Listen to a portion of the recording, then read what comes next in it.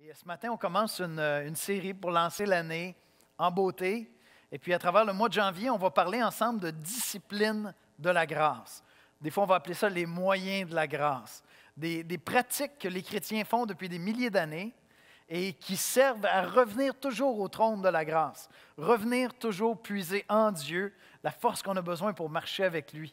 On va parler de la parole de Dieu, on va parler de la prière, on va parler de la communion fraternelle sous tous ses aspects. Tout à l'heure, on va prendre le repas du Seigneur. C'est un aspect de la communion fraternelle. Lorsqu'on se réunit en Église, c'est un aspect de la communion fraternelle. On va parler aussi de témoigner de la grâce. C'est un des moyens de grâce pour nous de se rappeler de l'Évangile, d'être une lumière dans le monde puis d'annoncer l'Évangile. Mais la base de tout ça, le point de départ, à quelque discipline de la grâce que ce soit, bien, c'est le Saint-Esprit. C'est l'Esprit de Dieu qui produit en nous le désir d'aller vers le Seigneur. C'est l'Esprit de Dieu qui produit en nous de comprendre la grâce, de s'abandonner à lui. C'est en apprenant à marcher selon l'Esprit qu'on apprend vraiment à marcher dans la grâce de Dieu. Autrement, on revient toujours à nos propres forces, on vient toujours à notre ancienne manière de voir la relation entre l'homme et Dieu.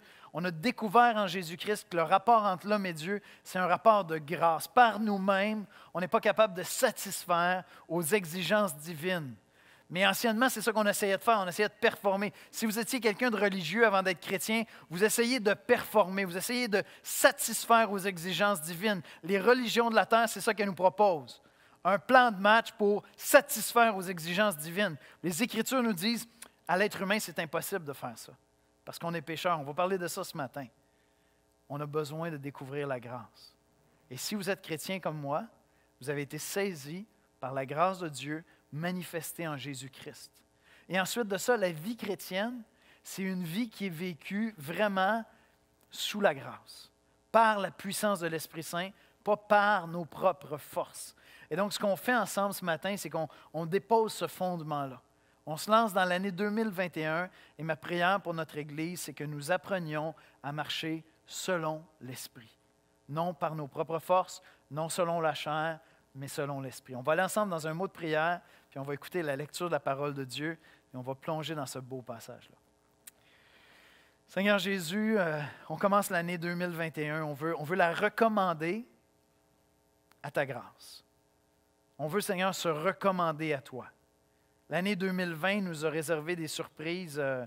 Vraiment, au début de 2020, on n'aurait jamais pensé vivre l'année qu'on a vécue. La terre n'aurait pas pensé ça. Les gens partout sur la terre, Seigneur. Et donc, on ne sait pas ce que l'année 2021 nous réserve. Toi, tu le sais. Tes projets sont parfaits. Tes décrets vont s'accomplir comme toi, tu l'as décidé. Mais nous ne savons pas, Seigneur. Seigneur, je veux t'amener notre assemblée. On veut, Seigneur, se présenter devant toi pour se recommander à ta grâce en 2021. Et que cette année soit une année où nous apprenons, Seigneur, à marcher selon ton esprit. À marcher non par nos propres forces, mais par la puissance de l'Esprit Saint. Alors viens parler à nos cœurs ce matin. Viens préparer nos cœurs à revenir à tous les jours, Seigneur, faire une mise au point au trône de ta grâce. C'est en Jésus-Christ que nous te prions. Amen. On va écouter la lecture de la parole de Dieu. Alors, tournons dans Galates, le chapitre 5, les versets 16 à 26 dans la Nouvelle Édition de Genève. Galates 5, 16 à 26. Je dis donc, marchez selon l'Esprit, et vous n'accomplirez pas les désirs de la chair. Car la chair a des désirs contraires à ceux de l'Esprit, et l'Esprit en a de contraires à ceux de la chair. Ils sont opposés entre eux, afin que vous ne fassiez point ce que vous voudriez. Si vous êtes conduits par l'Esprit, vous n'êtes point sous la loi. Or, les œuvres de la chair sont évidentes. Ce sont la débauche, l'impureté, le dérèglement, l'idolâtrie, la magie, les rivalités, les querelles, les jalousies, les animosités, les disputes, les divisions, les sectes, l'envie, l'ivrognerie, les acceptables et les choses semblables. Je vous dis d'avance, comme je l'ai déjà dit, que ceux qui commettent de telles choses n'hériteront point le royaume de Dieu. Mais le fruit de l'Esprit, c'est l'amour, la joie, la paix, la patience, la bonté, la bienveillance, la foi, la douceur, la maîtrise de soi. La loi n'est pas contre ces choses. Ceux qui sont à Jésus-Christ ont crucifié la chair avec ses passions et ses désirs. Si nous vivons par l'Esprit, marchons aussi selon l'Esprit. Ne cherchons pas une vaine gloire en nous provoquant les uns les autres, en nous portant envie les uns aux autres. Merci Esther. Je dis donc, verset 16, marchez selon l'Esprit et vous n'accomplirez pas les désirs de la chair. C'est tout un apprentissage, apprendre à marcher selon l'Esprit de Dieu, pas selon nos passions, notre vieil homme. On va parler de ça un petit peu ce matin. Vous savez, on est en début d'année, il y a plein de gens qui prennent des résolutions. Moi, j'aime prendre des résolutions. Il y en a qui n'aiment pas ça, ça ne marche pas. La bonne nouvelle, comme disait Michel dans sa capsule cette semaine, il n'y a personne qui a pris la résolution d'aller s'inscrire dans un gym cette semaine. Hein? Ils sont tous fermés. Il n'y a personne qui va manquer à cette résolution-là. C'est bien de prendre des résolutions. Ça veut dire que je fais une espèce de bilan, je regarde comment a été l'année 2020, puis là, je dis, OK, là, il y a des choses qui doivent changer. Je veux me prendre en main. Je veux changer des choses. Et ce que je vous propose ce matin, c'est que la seule résolution vraiment importante pour 2021, c'est de vous abandonner à la grâce de Dieu. De renoncer à faire les choses par vous-même, mais par la grâce de Dieu. C'est intéressant, dans le passage qu'on a lu, il est question de la maîtrise de soi. Prendre une résolution, c'est comme résoudre dans son cœur, décider que cette année-là, enfin, je vais prendre les choses en main, je vais faire preuve de maîtrise de moi. Et l'apôtre Paul nous dit ici dans Galates que la maîtrise de soi, c'est le fruit de l'Esprit. Ce n'est pas le fruit de Yannick. Ce n'est pas ton fruit à toi. C'est le fruit de l'Esprit. C'est intéressant, hein? Ce n'est pas qu'on n'est pas capable de résoudre par nous-mêmes, de faire des choses. Il y a plein de gens sur la terre qui ne sont pas chrétiens, puis ils prennent des résolutions, puis il y a des gens qui ont une détermination en faire, puis là, ils avancent. Mais la maîtrise de soi, selon Dieu, ce n'est pas quelque chose que l'homme produit. C'est quelque chose que l'Esprit de Dieu produit en nous. C'est le fruit de l'Esprit. Et donc, ce que je vous dis, c'est que la seule résolution vraiment importante à prendre au début de 2021, c'est de s'abandonner à la grâce de Dieu. S'en remettre à la grâce de Dieu pour que son esprit produise en nous ces belles choses qu'on aimerait voir. Et donc, on va parler ensemble ce matin d'apprendre à marcher selon l'Esprit Saint. On a parlé beaucoup de la lettre aux Galates à l'automne 2019. On a fait une série dans la lettre aux Galates. Et c'est probablement une des séries en 25 ans de prédication pour laquelle j'ai reçu le plus de commentaires, où les gens vraiment saisissaient des dimensions de l'Évangile qu'ils n'avaient pas saisies avant. Et donc, je veux vous encourager, si vous n'avez pas écouté cette série, ou si vous aviez été béni à travers la série, puis il y a des choses où vous dites, OK, j'avais commencé à comprendre quelque chose, mais j'ai besoin d'aller plus loin. On va juste passer un dimanche dans Galates. On revient sur un passage qu'on a couvert, mais je vous invite à aller réécouter cette série-là ou à aller l'écouter. Voici comment je résumerai l'exposé de ce matin.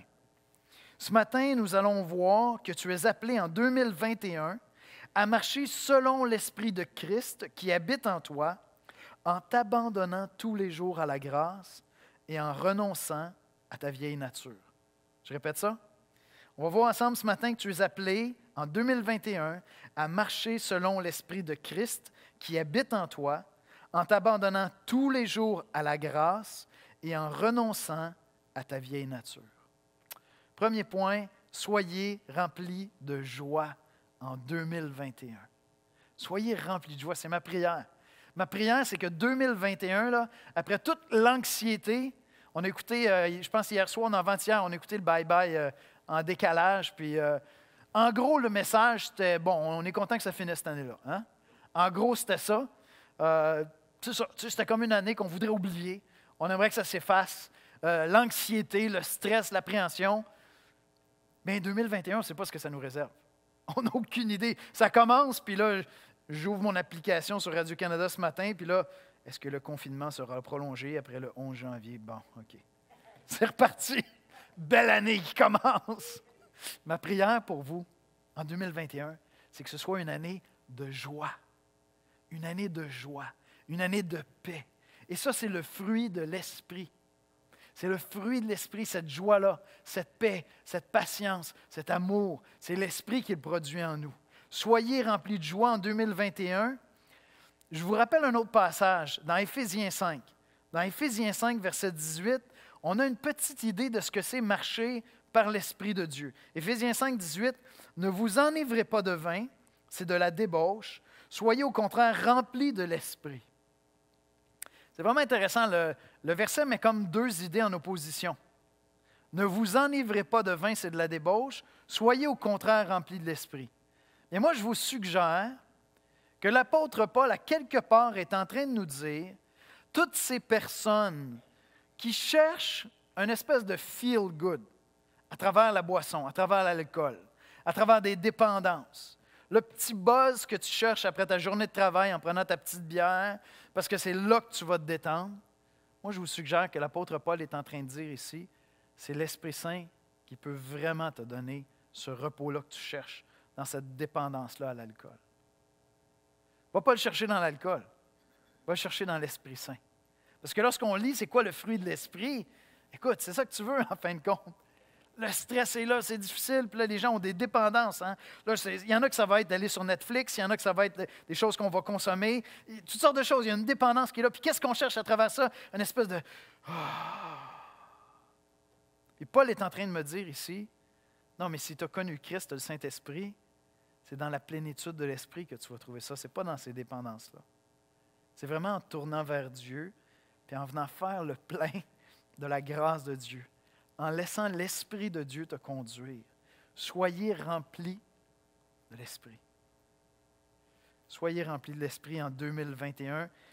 Portez du fruit. Ce fruit-là, c'est de la joie pour la gloire de Dieu et pour votre bonheur. Écoutez, c'est quoi le fruit de l'Esprit au verset 22? Galates 5, 22.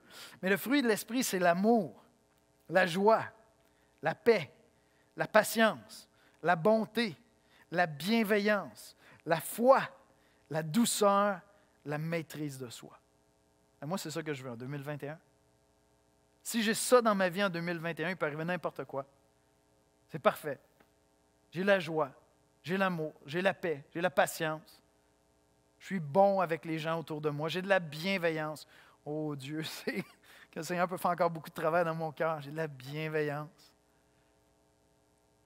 la douceur, la foi, la maîtrise de soi. Et Paul dit, renoncez aux œuvres de la chair. Versets 16 à 18, « Je dis donc, marchez selon l'Esprit, et vous n'accomplirez pas les désirs de la chair, car la chair a des désirs contraires à ceux de l'Esprit, et l'Esprit en a de contraires à ceux de la chair. Ils sont opposés entre eux, afin que vous ne fassiez point ce que vous voudriez. Si vous êtes conduits par l'Esprit, vous n'êtes point sous la loi. » Il faut clarifier quelque chose ici, c'est vraiment important. Paul n'est pas en train d'opposer la matière à ce qui est spirituel. Vous trouvez dans plein de religions de la terre cette idée-là que ce qui est matériel, c'est ça qui est mal, puis ce qui est spirituel, c'est ce qui est bon. Puis un jour, on va être libéré du matériel, puis là, on va aller vers le spirituel. Ce n'est pas la vision biblique de l'humanité, ce n'est pas la vision biblique de ce que c'est l'être humain, ce n'est pas la vision biblique de l'univers. Au commencement, Dieu créa. Dieu créa la matière, entre autres. Hein? Puis chaque jour de sa création, il dit, c'était bon. Et donc, dans la vision du monde chrétienne, il n'y a pas une opposition entre la matière et le spirituel. Comme si tout ça ici, c'était mauvais, puis un jour, je vais aller vers ce qui est bon. Ce n'est pas de ça dont il est question ici, en opposant la chair à l'esprit. Dieu a créé toutes choses, et ce que Dieu a créé est bon. Maintenant, ce dont il est question ici, c'est ce qui s'est passé lorsque Adam et Ève ont péché. Lorsque Adam et Ève ont péché, il y a quelque chose à l'intérieur d'eux qui s'est brisé, qui s'est fracturé. L'apôtre Paul va parler de notre nature déchue, de notre vieille nature, de notre vieil homme. Tous les êtres humains sur la terre sont brisés à quelque part. L'image de Dieu en eux est brisée et fracturée, et ça nous amène vers le péché. C'est de ça dont on parle lorsqu'on parle de la chair. On ne parle pas de mon corps. On parle de cette inclinaison à se rebeller à Dieu, cette inclinaison à faire les choses par moi-même, sans Dieu, à être rebelle envers Dieu. Fondamentalement, c'est ça, c'est la rébellion envers Dieu. Dans le plan de lecture ce matin, on le lisait dans Genèse 3. La rébellion est le péché fondamental de l'être humain. Et lorsque Paul parle de la chair, il parle de l'expression de la rébellion envers Dieu, sous toutes ses formes. Elle a plein d'expressions. Il y a toutes sortes de péchés qui se manifestent. Ça, c'est la chair. Et tant que je ne connais pas Christ, je n'ai pas l'Esprit de Dieu. Mais une fois que je connais Christ, que je suis chrétien, je reçois l'Esprit de Dieu. Puis là, l'apôtre Paul est en train de dire, maintenant, ta réalité comme chrétien, c'est qu'il y a la vieille nature qui est là. La chair est là. Mais tu as l'Esprit de Dieu qui est en toi. Puis il y a un conflit, les deux sont en opposition. Il y a un conflit entre ce que l'Esprit de Dieu veut produire de bon en toi, puis ta vieille nature, ton vieil homme. C'est pour ça que l'apôtre Paul va dire de faire mourir les œuvres de la chair, faire mourir ce que tes passions, ton vieil homme, ton vieux style de vie avant de connaître Christ voudrait t'amener à faire. Puis il est encore là. Il est encore là. Il y a encore des échos. Il y a des moments où tout va bien, puis là, tu as un bon temps avec Dieu, puis tu es comme sur un high spirituel, puis il se passe une contrariété, quelque chose, puis paf! Une pensée, là, tu te dis, mais c'est bien laid, cette affaire-là. Une parole qui sort, puis là, c'est comme, tu essaies juste de la rattraper, mais elle est déjà partie, tu sais, puis là, tu te dis, pourquoi j'ai dit ça? Ton vieil homme, c'est notre vieille nature. C'est la lutte entre la chair et l'esprit. Puis l'apôtre Paul est en train de dire ici, si je veux être rempli de l'esprit, si je veux marcher selon l'esprit, je suis appelé à renoncer. Renoncer aux œuvres de la chair. J'ai un choix à faire. J'ai une décision à prendre. Je dois renoncer à ça. Parce qu'il va y avoir ce combat-là qui va être là constamment. Et j'apprends à marcher selon l'esprit. Ce que j'ai à faire, c'est simplement renoncer à ça. Quand j'entends mon vieil homme qui parle, puis qui dit, il faudrait que j'agisse comme ça, je dis, non, moi aujourd'hui, maintenant, je ne marche plus selon cette règle-là. Ça, c'est mon vieil homme, c'est mon ancienne vie. Maintenant, je marche selon l'Esprit de Dieu. Et si tu es chrétien, tu as l'Esprit de Dieu. Puis l'Esprit de Dieu fait une œuvre en toi. Il est à l'œuvre en toi. Il l'a promis. Ce qui fait que tu tournes vers Dieu, puis avec la conviction que Dieu est ton Père, c'est déjà l'œuvre de l'Esprit de Dieu en toi. Ce qui fait que tu crois dans l'Évangile de Jésus-Christ, puis tu dis, moi, je ne pourrais pas être sauvé. Je ne pourrais pas être sauvé sans l'œuvre que Christ a fait à la croix. C'est l'œuvre de l'Esprit en toi. Je veux dire, moi, tout ce que je demande à Dieu pour mes proches qui ne sont pas chrétiens, c'est qu'ils croient ce que tu crois. Le jour où mes proches vont venir vers moi, ils vont dire, sais-tu, Yannick, j'ai réalisé que sans l'œuvre de Jésus, je suis damné. Boum! L'Esprit est à l'œuvre. C'est clair, c'est évident. Je veux dire, le fait qu'ils refusent l'Évangile, le fait qu'ils rejettent l'Évangile me dit qu'ils n'ont pas l'Esprit de Dieu. Fait que si tu doutes si tu as l'Esprit, est-ce que tu crois dans l'Évangile? Tu ne peux pas croire dans l'Évangile sans l'œuvre de l'Esprit en toi. Est-ce que tu crois que Dieu est ton Père? Et je prends le temps d'insister parce que je sais qu'il y a des chrétiens qui sont là et ils disent « Ouais, mais moi, il me semble que le Seigneur ne me parle pas bien, l'Esprit ne me parle pas bien. » Tu crois-tu dans l'Évangile? Tantôt, quand on va faire le repas du Seigneur, est-ce que ça va être juste pour la forme ou tu y crois? Mais si tu y crois, c'est l'œuvre de l'Esprit en toi. Tu ne peux pas faire ça de tes propres forces. C'est l'œuvre de l'Esprit en toi.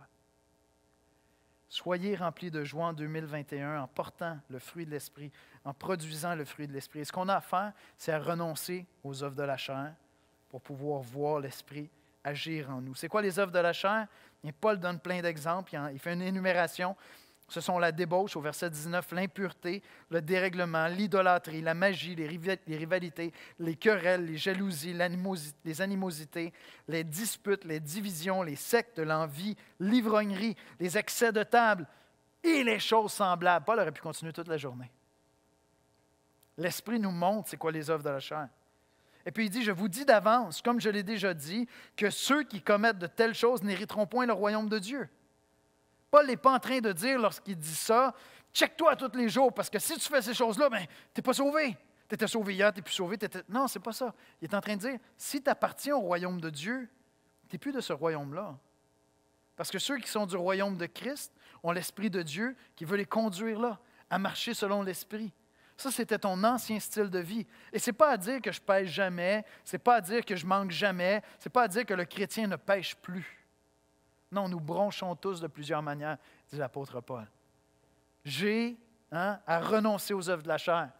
À tout moment, mon vieil homme fait comme un écho, puis il dit « Ah, mais tu pourrais faire ça au lieu, tu sais, comme, prends donc les choses en main. Règle ça toi-même. » Ah ouais, juste un petit coup d'un jarret, là, puis il va reprendre sa place. Collègue de travail, là, on va régler ça. On se rappelle tantôt, Seigneur, je vais aller régler ça. C'est le vieil homme. C'est le vieil homme. Alors que je peux simplement dire, Seigneur, qu'est-ce que tu veux que je fasse? Ton esprit m'habite. Maintenant, ça sous-entend quelque chose de fondamental. Pour que tu puisses marcher selon l'esprit, il faut qu'il se soit passé quelque chose avant dans ta vie qui est fondamental. C'est le plus grand des miracles. Il faut que tu aies expérimenté le plus grand des miracles qu'un être humain peut vivre.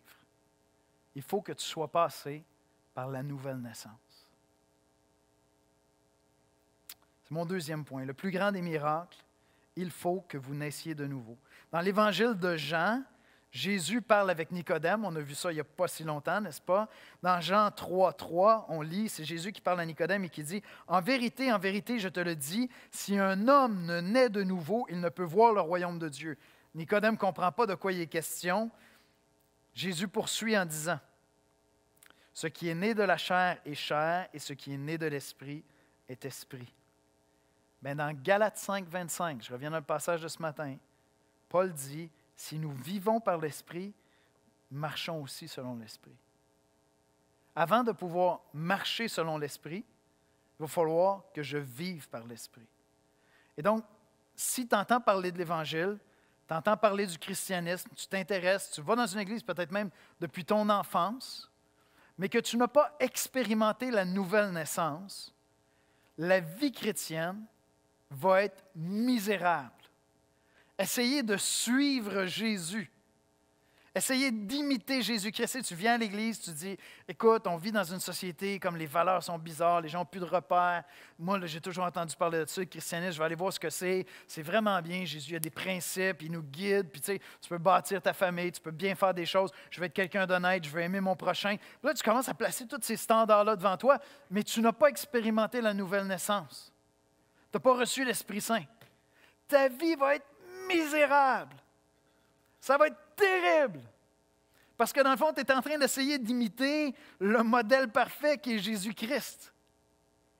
Il est inimitable. Sans l'Esprit Saint, c'est impossible. Fait que là, la barre est là. Puis là, tu te dis, OK, moi, ça a l'air vraiment cool, il faut que j'essaie de faire ça. Fait qu'un chrétien, ça fait ça, ça fait ça, ça fait ça, ça fait ça. Ça fait pas ça, ça fait pas ça, ça fait pas ça, ça fait pas ça.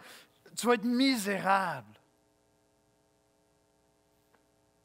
Les gens ici qui sont heureux et qui suivent Jésus, ce n'est pas parce qu'ils ont appris comment être pareil comme Jésus par eux-mêmes. On n'est pas plus capable de le faire. Par moi-même, comme chrétien, pasteur, 25 ans, par moi-même, je ne suis pas capable de ressembler à Jésus. Ça me prend l'Esprit Saint. C'est l'Esprit Saint qui produit ça en moi. Dans l'Évangile de Luc, c'est vraiment fascinant. Jésus, qui est l'homme parfait, qui n'a jamais péché, qui est Dieu le Fils, même on a vu ça juste avant Noël pour les fêtes. Bien, dans l'Évangile de Luc, il nous est dit que c'est par la puissance de l'Esprit que Jésus agissait. Il se faisait des miracles, il se faisait des choses merveilleuses par la puissance de l'Esprit. Dans son humanité, c'est l'Esprit Saint qui est venu en lui.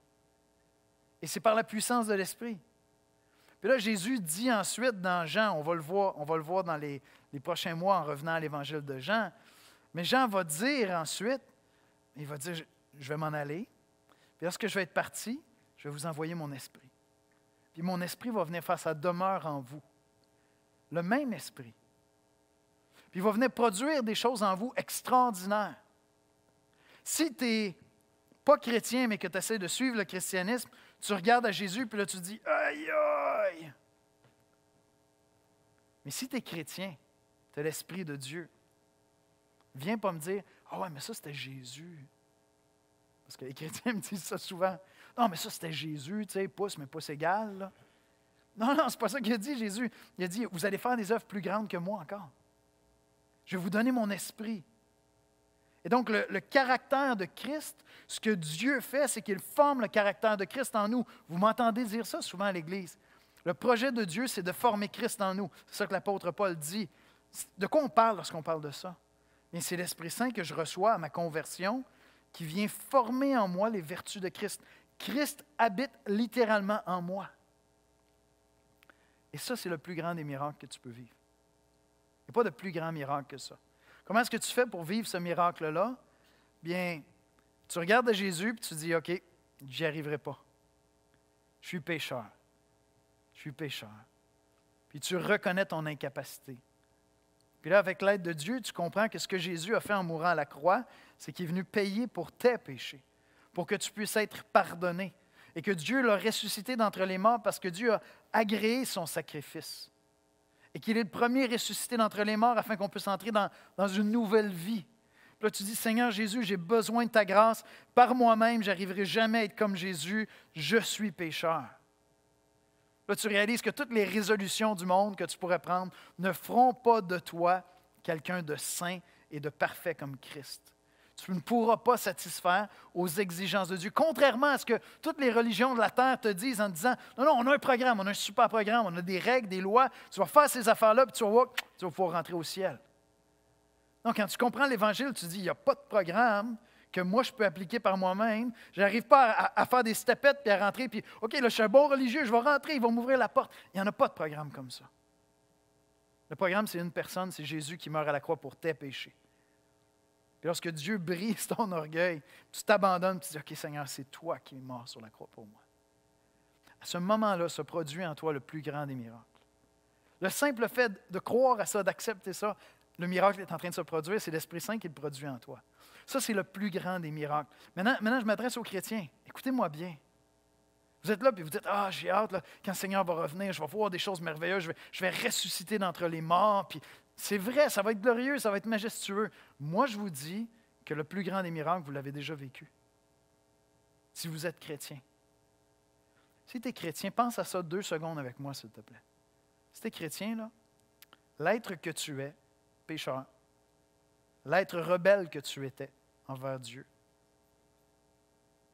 est entré dans une alliance éternelle avec Dieu.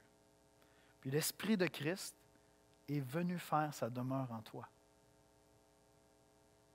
Pense à ça 2 secondes. L'Esprit de Christ est venu faire sa demeure en toi pour l'éternité. Moi, je vous dis que ça, c'est un plus grand miracle qu'une résurrection physique. C'est une résurrection spirituelle. C'est un mariage, une alliance éternelle entre Dieu et moi. Moi, Yannick Étier, là, je ne me trouve pas meilleur que personne. Puis je suis obligé de dire, l'Esprit de Dieu habite en moi. Coudon. C'est quoi la joke? Ça, c'est le plus grand des miracles qu'un être humain peut vivre. Et si tu es chrétien, tu l'as vécu, ce miracle-là. C'est le plus grand des miracles. Tu ne pourras jamais voir quelque chose de plus beau que ça. Donc, pour marcher par l'Esprit, bien, ça demande d'avoir reçu l'Esprit. Ça demande d'avoir expérimenté la nouvelle naissance. Et si tu as expérimenté la nouvelle naissance, tu as expérimenté le plus grand des miracles. Maintenant, qu'est-ce que ça veut dire marcher selon l'Esprit? Plus concrètement, qu'est-ce que ça veut dire? Mon 3e point, marcher par l'Esprit. Verset 16, je dis donc, marchez selon l'Esprit et vous n'accomplirez pas les désirs de la chair.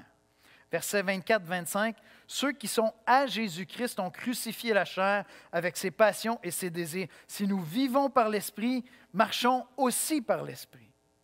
Qu'est-ce que ça veut dire, apprendre à marcher par l'Esprit de Dieu? Je sais que je suis devenu chrétien par une œuvre de l'Esprit en moi. Je sais que sans l'œuvre de l'Esprit, je n'aurais pas pu me convertir. Il n'y a pas de programme pour produire des chrétiens. Il n'y a pas de cours pour devenir un chrétien. Il y a des cours pour annoncer la Bible, puis après ça, on regarde pour voir s'il y a un miracle qui va se produire. Maintenant, je sais que je suis chrétien par un miracle, je suis habité de l'Esprit. Qu'est-ce que ça veut dire maintenant, marcher selon l'Esprit? Bien, de la même manière que tu es devenu chrétien, tu apprends à marcher en t'appuyant sur la grâce. Tu es devenu chrétien par l'œuvre de quelqu'un d'autre en ta faveur. Amen?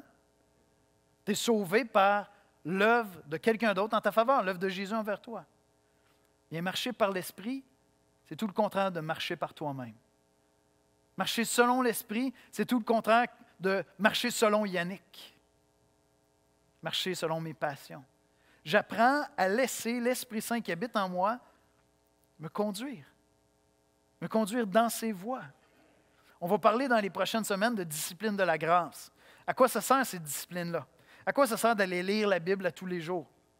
C'est pas pour avoir une espèce de bonus. Là. Tu sais, ceux qui jouent aux jeux vidéo, ils jouent dans des jeux vidéo, puis là, il y a des épreuves. Là. Tu peux aller faire telle épreuve. Si tu réussis telle épreuve, tu vas avoir comme un bonus, puis tu vas avoir des super pouvoirs pendant un temps, puis là, tu vas pouvoir te servir de ça. Les chrétiens, c'est pas pour ça qu'on lit la Bible le matin. Je m'en vais pas là comme en disant, OK, là, je vais aller prendre mon temps, là, le Seigneur va être content, il va me donner un bonus, ça va être comme, super journée, j'ai fait ça, j'ai des points bonus pour la journée. Tu sais. C'est pas ça l'idée. Je m'en vais dans la parole de Dieu parce que c'est ma manière de revenir au trône de la grâce. Je m'en vais là pour recevoir mes instructions, mais me rappeler que c'est l'Esprit Saint qui va faire ça en moi. Je me rappelle de l'Évangile quand je m'en vais là. Quand je m'en vais dans la prière, qu'est-ce que je fais? Je viens dans la prière et je dis, Seigneur, sans toi, je ne peux rien faire. Je dis, je vais commencer à la bonne place. Je ne vais pas là pour dire, regarde, Seigneur, check-moi bien, là, je passe 20 minutes dans la prière. Tu sais, là, je passe une entrevue aujourd'hui. Fait que je vais faire 30 minutes aujourd'hui. C'est correct? Je fais 30 minutes, plus de bonnie. On va réussir à négocier ça. Ce n'est pas ça l'idée. Je m'en vais dans la prière pour dire, Seigneur, moi, je ne peux pas bien faire sans toi. Je m'en viens déclarer ma dépendance de sa grâce. Puis là, je m'en remets à sa grâce. Je l'adore pour sa grâce, pour sa bonté. Amen. C'est ça les disciplines de la grâce. Ce qu'on va voir dans les prochaines semaines, ce n'est pas des manières enfin, là, OK, Seigneur, merci, tu m'as sauvé, maintenant je vais te prouver que je suis capable. Ce n'est pas ça qu'on fait, les chrétiens. On ne dit pas, merci Seigneur, tu m'as sauvé, maintenant tu vas voir, là, je suis vraiment reconnaissant, je vais être sa coche, là je vais être un bon chrétien. Vous le savez, on le répète tout le temps ici. Un bon chrétien, ça n'existe pas. Un chrétien, c'est un criminel qui a été gracié. C'est ça un chrétien. C'est un criminel qui est sous la grâce. Un criminel devant Dieu qui est gracié. On est des graciés. On n'est pas des bons chrétiens, on est des graciés. Et lorsqu'on oublie qu'on est des graciés, on essaie d'être des bons chrétiens. Puis on arrête de marcher selon l'Esprit. On marche selon nos propres forces. Abandonnez-vous à la grâce en 2021. Vous allez voir, ça va produire la sainteté que vous aimeriez produire par vos propres forces et que vous ne pouvez pas produire. Au verset 18, il dit, « Si vous êtes conduits par l'Esprit, vous n'êtes point sous la loi. » C'est vraiment intriguant où est-ce que ce verset-là apparaît dans le passage, comme dans la séquence du passage. Il dit, « Si vous êtes conduits par l'Esprit, vous n'êtes point sous la loi. » Puis là, après ça, il va énumérer les œuvres de la chair. La loi, c'est une espèce selon Paul, c'est une espèce de pédagogue un peu cruel. La loi est parfaite. La loi de Dieu est parfaite. Elle nous présente Dieu dans toute sa sainteté, puis parfaite. C'est extraordinaire. C'est un parfait reflet du caractère de Dieu. Mais c'est le parfait pédagogue pour te montrer que tu n'es pas capable. C'est ça la loi. La loi était là, Paul dit, la loi était là, puis quand j'ai connu la loi, j'ai réalisé que j'étais un pécheur. Parce que c'était plus une tentation puis un échec perpétuel de ne pas réussir à atteindre la loi. Quand tu avais juste la loi, tu n'étais pas capable de marcher selon Dieu. Parce qu'on n'est pas capable de faire ça par nous-mêmes. Maintenant, je ne suis plus sous la loi. Je suis sous la grâce. Vois-tu, la loi, c'est encore ce principe où je vois les perfections de Dieu, puis je dis, OK, Seigneur, je me lance, là, je suis capable de sauter ce bord-là, puis je pars à courir à mes amis. Mais à toutes les fois, la loi fait juste prouver que je ne suis pas capable de sauter. C'est ça que ça fait, la loi. C'est ce que Paul nous dit. C'est un pédagogue pour nous montrer qu'on avait besoin de la grâce. Je ne suis plus sous la loi, je suis sous la grâce. Ce que Paul confronte dans Galates, c'est des chrétiens qui sont là et qui disent, OK, là, on a été sauvés par grâce. Maintenant, vous avez été sauvés par grâce, je vous enseigne le code. Je vais vous donner le code des chrétiens, puis vous allez faire ça. Ça va être votre acte de reconnaissance. Tous les jours, vous faites tchoc, tchoc, tchoc, tchoc, tchoc. Vous allez avoir des points bonnies, remplis de l'esprit, tout va bien aller. C'est votre manière de dire merci Jésus. Puis là, Paul, il dit, c'est quoi? Vous retournez sous la loi. La loi nous a prouvé qu'on n'était pas capable. Tu ne retournes pas sous la loi. Tu vas avoir une autre loi en toi qui est la loi de Christ. Et la loi de Christ, c'est marcher par l'Esprit Saint. C'est marcher selon l'Esprit. Alors, comment est-ce que je fais pour marcher selon l'Esprit? Je reviens constamment à la grâce de Dieu. Je vais puiser les forces pour marcher selon Dieu dans la grâce de Dieu, pas dans mes propres forces. Je renonce à mes passions pour marcher selon l'Esprit. Je viens m'abandonner constamment à la grâce de Dieu. Je vous donne un exemple très, très concret. Je vais demander aux musiciens de venir me rejoindre à l'avant. On commence un plan de lecture. Plusieurs ont embarqué, groupe Facebook, on est comme 75, c'est super le fun, vraiment cool. Puis là, ben, je sais, plusieurs d'entre vous, vous êtes vraiment des gens très indisciplinés. Vous n'êtes pas des gens disciplinés comme moi, tu sais, qui fait son culte tous les jours, puis c'est une joke. Plusieurs d'entre vous, vous allez prendre du retard. Puis là, vous allez être tentés de décrocher parce que vous avez pris du retard. Donc, faire votre culte, ça sert à vous sentir bien. Lire votre Bible, c'est une case que vous devez cocher, c'est ça? Puis là, vous n'avez pas coché assez de cases, fait que là, tant que ça, je décroche. Seigneur, je ne suis pas allé puiser à ta grâce les 3 derniers jours. J'ai marché par mes propres forces. Là, je suis découragé, fait que je vais continuer par mes propres forces. C'est ça l'idée? C'est des moyens de grâce. Tu as manqué les 3 derniers jours. Tu reviens à la grâce? De toute façon, tu vas rentrer au ciel par la grâce. Tu ne rentreras pas au ciel parce que tu as fait ton culte tous les jours. Tu ne rentreras pas au ciel parce que tu as coché et tu es un bon chrétien. Il n'y a pas de bons chrétiens, il y a juste des criminels graciés. Ce qui produit la sainteté en nous, c'est l'Esprit Saint, ce n'est pas tes performances. Donc, concrètement, c'est un exemple très concret, très, très banal. Tu veux bien faire, puis là, tu es découragé de toi-même. De quoi tu as besoin? Tu n'as pas besoin de te rattraper. OK, Seigneur, là, je vais me rattraper. C'est correct, si tu veux le faire, c'est bien, mais tu sais, si ça te décourage, puis que là, tu rentres dans un rapport avec Dieu où, dans le fond, Seigneur, je suis poche, puis je suis pas bon. Le Seigneur, il sait que tu es poche. Tu es sauvé par grâce. Il n'y a même pas besoin que tu lui dises. C'est juste que toi, tu pensais que tu étais bon. Puis là, ben, il t'a montré que tu n'es pas bon. OK, c'est correct. Reviens à la grâce. Reviens à la grâce. Abandonne-toi à la grâce de Dieu. Dis, Seigneur, je suis désolé, je n'ai pas été fidèle. C'est par grâce, j'ouvre la Bible. C'est un moyen de grâce, c'est une discipline de grâce. Et si tu es chrétien, tu es habité de l'Esprit Saint. L'Esprit Saint habite en toi. Puis l'Esprit ne veut pas te montrer que tu es capable, tu es bon, tu es quelqu'un. Là, tu vas être la meilleure version de toi-même cette année. Cette année, tu ne seras pas la meilleure version de toi-même si tu marches par l'Esprit. Tu vas juste ressembler plus à Christ. Tu vas être une version de quelqu'un d'autre. Jésus-Christ qui habite en toi. Pas toi-même. Tu ne seras pas la meilleure version de toi-même. Toi-même, c'est en arrière, puis c'est Christ maintenant qui vit en toi. Et cette année, en 2021, on veut apprendre à marcher selon l'Esprit. Et ça se passe lorsque je reviens constamment à la grâce. Je m'abandonne à la grâce et je renonce aux œuvres de la chair. Je laisse l'Esprit Saint me conduire. On va prier ensemble. Seigneur Jésus, on vient humblement dans ta présence avec des cœurs reconnaissants. Tu nous as accordé la grâce de te connaître, de saisir l'Évangile. Lorsque j'ai cru, lorsque j'ai compris l'Évangile de Jésus-Christ, un miracle se produisait en moi, Seigneur. Moi, Yannick Étier, par ta grâce, pas par mes mérites, pas parce que je suis plus brillant qu'un autre, par ta grâce, je suis bénéficiaire, Seigneur, de ce miracle extraordinaire où l'Esprit Saint est venu parler à mon cœur, à mon âme et m'a donné de comprendre et de croire dans la puissance de l'Évangile pour le salut d'un pécheur comme moi, Seigneur, pour le pardon de mes péchés. Et depuis ce jour, Seigneur, ton Esprit habite en moi. Constamment, ton Esprit me rappelle que tu es mon Père. Ton Esprit me rappelle l'Évangile. Ton Esprit me donne de me confier dans l'Évangile. Bien, en 2021, Seigneur, ma prière pour notre Église, c'est que tu nous apprennes à marcher selon l'Esprit, à renoncer aux œuvres de la chair et à marcher selon l'Esprit.